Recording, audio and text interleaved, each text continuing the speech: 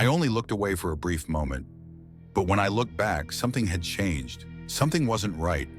Something wasn't human.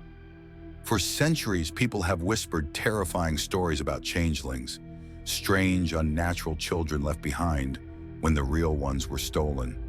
But what if I told you these weren't just old fairy tales? What if it's still happening today? And worse, what if those who vanish never really come back? Ancient folklore speaks of small beings with large, hypnotic eyes, stealing humans under the cover of darkness. But modern reports describe something eerily similar: black-eyed entities, missing time, and even mysterious alien-like children. Are these myths just relics of the past? Or have we been ignoring the truth all along? Stay with me, because what I'm about to show you will make you question reality itself. Long before modern UFO encounters, before reports of black-eyed children, there were stories of the little people. In medieval Europe, families feared that fairies or supernatural beings would steal their children and leave behind a changeling, a creature that looked human, but wasn't. Descriptions of changelings were eerily similar across cultures: pale, sickly skin, a strange, knowing stare, unusual intelligence or unnatural silence, and a sudden change in behavior, like they weren't the same child anymore. But why would these creatures swap human children for their own? Was it simply superstition? Or were these early stories trying to explain something we still don't understand today? Reverend Robert Kirk, a 17th century Scottish minister, wrote a book about the hidden world of fairy beings and how they could move between dimensions, taking humans as they pleased. Kirk died under mysterious circumstances before his book was published. Some say he never died at all, but was taken.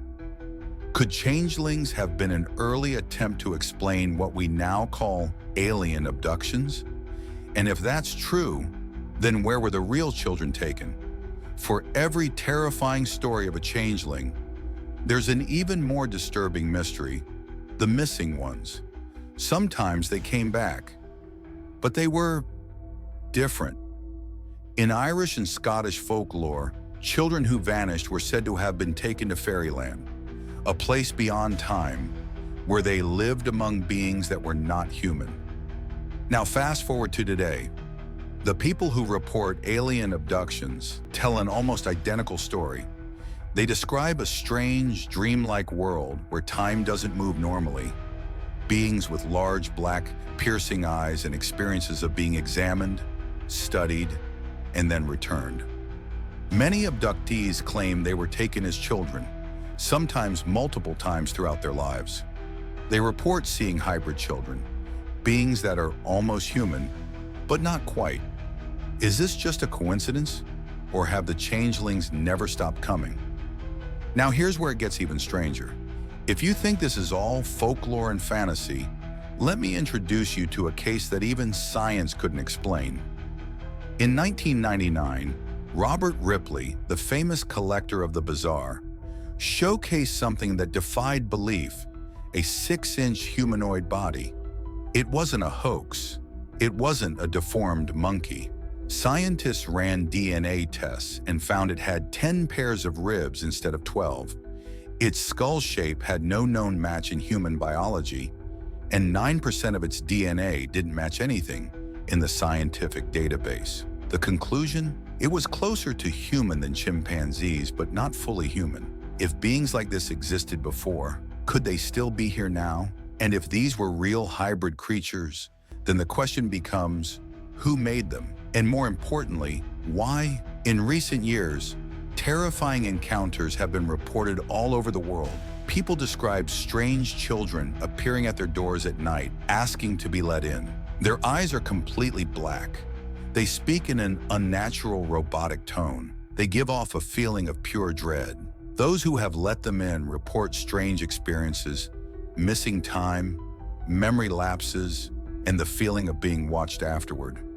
Could these black-eyed children be modern-day changelings? And more disturbingly, are they part of something much bigger? If we take all of this together, The changeling myths, the alien abductions, the hybrid bodies found in history, one horrifying question emerges. What if these beings have been experimenting on humans for centuries? Think about it. We tag and track wild animals to study them. We take DNA samples, test new medicines, and even relocate entire species without them understanding why. To the animals, we are the terrifying, unexplainable force beyond their comprehension. What if we are just another species being studied?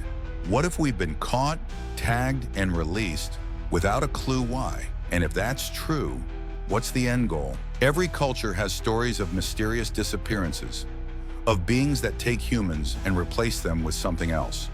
For centuries, we dismissed these as folklore. But what if we were wrong?